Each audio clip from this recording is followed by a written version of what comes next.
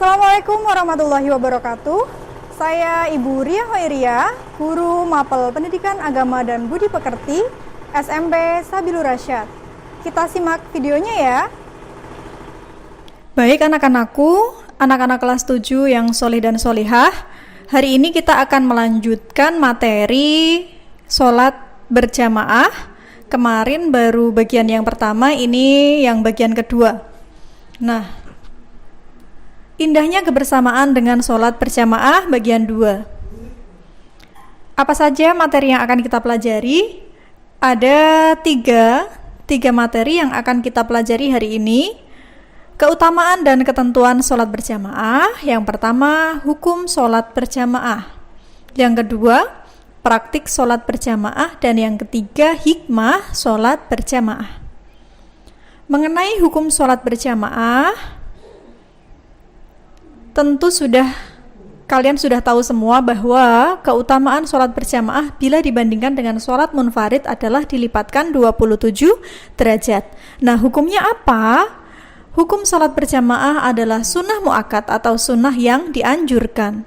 Bahkan ada beberapa ulama yang menyebutkan bahwa sholat berjamaah itu wajib, karena ulama-ulama tersebut sangat menyayangkan jika sholat berjamaah itu ditinggalkan. Buria ada sedikit kisah sahabat Nabi yang dahulu terkenal dengan sebutan ulama besar juga. Beliau bernama Ubaidillah Al-Qawariri. Ia adalah ahli hadis dan guru perawi hadis terkenal Bukhari dan Muslim. Jadi ceritanya seperti ini. Selepas sholat maghrib, ada tamu yang berkunjung ke rumah sahabat Ubaidillah Al-Qawariri. Saking hormatnya kepada tamu, Ubaidillah pun tertinggal sholat isya berjamaah di masjid. Nah, ketika tamunya pulang, sahabat Nabi tersebut bergegas menuju masjid. Ternyata para jamaah sholat isya sudah meninggalkan masjid. Betapa sedihnya sahabat Nabi tersebut tertinggal jamaah sholat isya. Akhirnya sahabat Nabi tersebut memiliki inisiatif mengumpulkan orang-orang untuk melakukan sholat berjamaah di masjid. Tetapi masyarakat sekitar semuanya sudah melaksanakan sholat isya berjamaah. Akhirnya sahabat Nabi tersebut berinisiatif sholat isya tapi sendirian dan 27 kali. Nah, Nabi mengetahui hal tersebut. Akhirnya Nabi berkata, sholat isya diulangi sampai 27 kali pun tetapi sendirian, maka derajatnya tetap satu, tetap berbeda dengan ketika sholat berjamaah. Nah, jadi sangat disayangkan ketika kita ada waktu tetapi sholat berjamaahnya kita tinggalkan. Sampai di sini bisa difahami ya anak-anak? Berarti hukum sholat berjamaah itu sunnah yang dianjurkan dan keutamaannya dilipatkan 27 derajat lebih tinggi daripada sholat munfarid atau sholat sendirian. Apa hadisnya? Hadis sholat berjamaah adalah Ani bin Umar radhiyallahu an. Mohon maaf. Saya ulangi ya.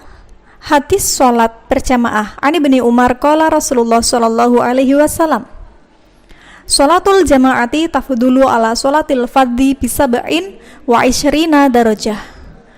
Dari Ibnu Umar radhiyallahu an, Rasulullah sallallahu alaihi wasallam bersabda bahwa sholat berjamaah itu lebih utama dibandingkan sholat sendirian. Dan sholat berjamaah itu keutamaannya 27 derajat lebih tinggi daripada sholat sendirian. Semoga kita semua tetap istiqomah dalam menjalankan sholat berjamaah. Amin ya rabbal alamin. Baik anak-anakku, setelah kita mempelajari hukum sholat berjamaah, kita pasti lebih yakin lagi, lebih semangat lagi, dan lebih giat lagi dalam menjalankan sholat berjamaah. Oke, di bagian ini Buria ingin mengajak kalian praktik sholat berjamaah.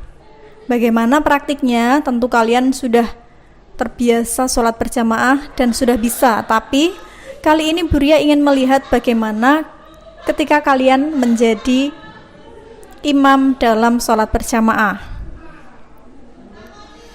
Jadi begini, silahkan kalian menunjuk salah satu teman untuk mengumandangkan adzan. Ketika duhur nanti, kalian tunjuk salah satu teman untuk melakukan adzan. Yang kedua, sholat sunnah sebelum sholat wajib dilaksanakan. Jadi sholatnya tidak harus duhur ya, bebas, terserah, yang penting nanti praktik dulu. Yang ketiga, setelah selesai, teman yang adzan hendaknya mengumandangkan iqomah. Selanjutnya, tunjuk salah satu temanmu yang pantas untuk menjadi imam. Tapi di sini Buria ingin kalian yang menjadi imam sholat. Imam berdiri di shaf paling depan atau di barisan paling depan. Lalu teman-teman yang lain berdiri di belakang imam membentuk shaf makmum. Imam terlebih dahulu menghadap ke belakang memperhatikan shaf sholat yang kurang rapi. Nah, setelah shaf teratur, imam mulai sholat dengan takbiratul ihram dan diikuti makmum. Setelah selesai sholat, imam memimpin dzikir, kemudian diakhiri dengan doa. Imam dan para jamaah berjabat tangan untuk menjalin silaturahmi. Tapi di masa pandemi seperti ini, nanti praktiknya lebih sederhana lagi. Jadi kalian bisa praktik bersama adik-adik kalian di rumah atau kerabat kalian terdekat ya. Tetap jaga jaraknya ya, karena sekarang lagi masa pandemi. Oke, bisa difahami praktik sholat wajib berjamaahnya. Selanjutnya, lafaz, adzan, dan iqomah. Tentunya kalian juga sudah hafal bagaimana lafaz, adzan, dan iqomah. Di situ Buria tuliskan, sudah lengkap sekali. Untuk lafaz adzan ada yang di warna biru itu ya, untuk yang iqomahnya ada di warna pink. Jadi perbedaan adzan dan iqomah itu ada di kata qad qamatis shalah, qad qamatis shalah. Di lafal adzan tidak ada, di lafal iqomah ada. Bisa difahami ya anak-anakku?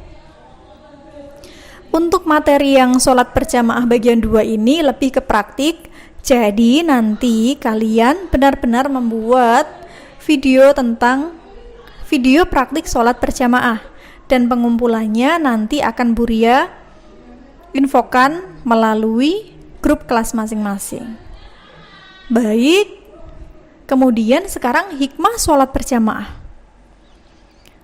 Hikmah sholat berjamaah ada banyak sekali, di antaranya menjalin silaturahmi antar sesama. Dengan sholat berjamaah tentu hubungan kekerabatan antar sesama, hubungan silaturahmi antar sesama makin terjalin. Yang kedua, mengajarkan hidup disiplin. Karena sholat berjamaah itu biasanya tepat waktu. Yang ketiga, menjaga persatuan. Dan yang keempat, mengajarkan kepatuhan seorang muslim terhadap pemimpinnya. Kalau dalam sholat, makmum pasti patuh terhadap imamnya. Oke, sampai di sini materi mengenai sholat berjamaah bagian 2. Semoga kita semua tetap istiqomah dalam menjalankan sholat berjamaah, karena insya Allah pahalanya akan lebih tinggi, derajatnya akan dinaikkan daripada sholat sendirian. Terima kasih. Terima kasih telah menyaksikan video dari Ibu Ria. Tetap jaga kesehatan dan jangan lupa subscribe ya. Wassalamualaikum warahmatullahi wabarakatuh.